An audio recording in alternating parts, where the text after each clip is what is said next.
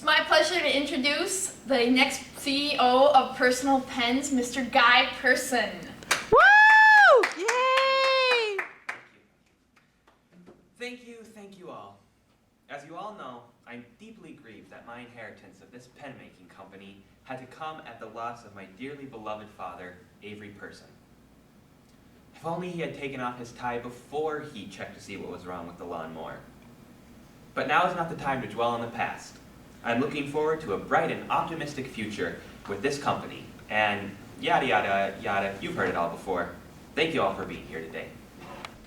Excuse me, Mr. Pearson. Yes, Miss Secretary Person, what is it? It's Miss Secretary, Shirley B. Secretary to be exact. And anyways, I was looking at your credentials and I've noticed you've never taken an economics class in your life. You have no prior experience in economics. So, what's the big deal? You should really learn more about economics. Business relies on many key economic principles. I'll just let my economics advisor take care of it. But sir, Surely, not a word more. I'm a fourth generation person and I don't need no economics lessons. it's Miss Secretary. And maybe you should take some grammar courses while you're at it. Economist? I don't need no stinking economist. I'm a fourth generation person. Ah!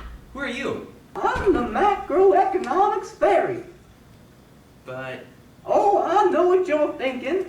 But I have to double up as a soccer mascot just so I can keep up on my house payments due to this economics crisis.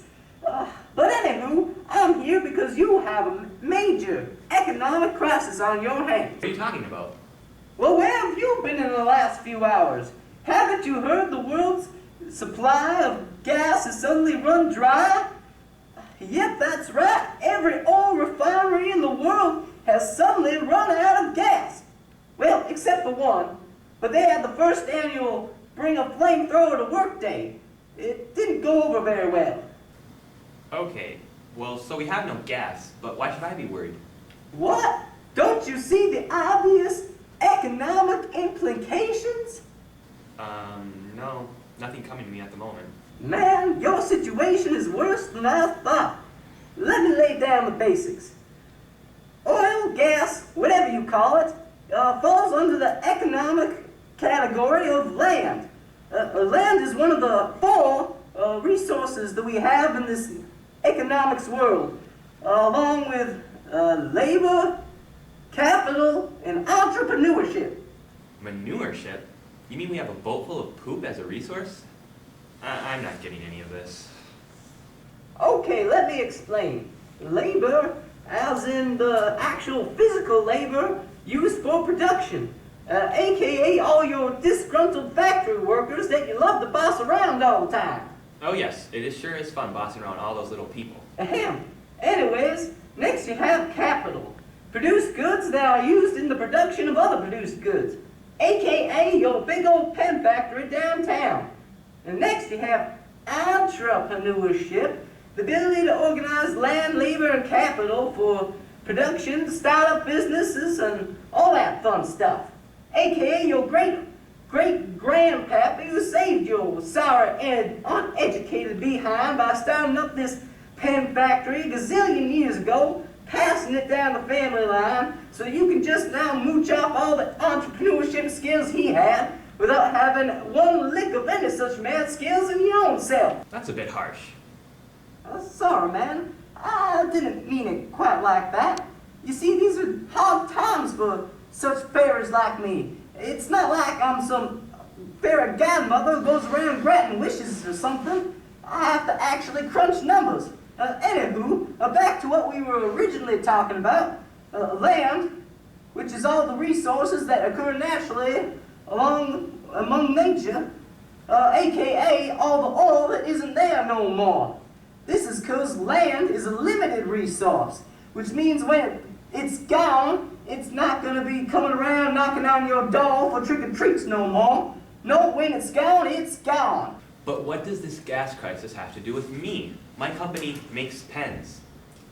Well, Mr. Smarty Pants, how do you expect to transport all your lovely pens to all your millions of customers they give you money in exchange for your product. But even if you could buy a solar-powered semi or two, how do you expect anybody to be concerned about buying pens when they're all flipped out about how they're going to even survive because there ain't no gas to fill the trucks to bring the food to the supermarket? A classic example of an externality. Well, why can't every trucking company just have an electric-powered semi or a sun-powered semi? And also, why can't we just stockpile on gas for the time being? Man, now I'm going to have to bust out some demand and supply on y'all. Demand, aka the willingness and abilities of buyers to buy different quantities of goods at different prices. Supply, aka the willingness and abilities of sellers to sell different quantities of goods at different prices. Here, let me show you a chart. Here, we have the basic supply and demand chart.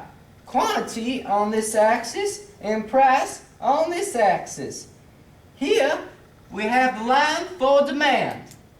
As you can see, the lower the price is, the higher quantity of a good a person is willing to buy, and vice versa. Now, here we have the supply line. As you can see, the more quantity of a good a person is able to provide, the higher the price will be. Now, let's apply this to gas. Now, normally, the price of gas is determined by where the demand and the supply meet, the equilibrium. But due to this current crisis, there is only a certain quantity of gas available. Now we have a problem here, because look at where the demand is. It's way the heck up there. And look at where the supply is. It's shorter than Muggsy Bogues. Now, the supply has to adjust in order to get back to the equilibrium. And how does it do that? Well, it does by raising the prices.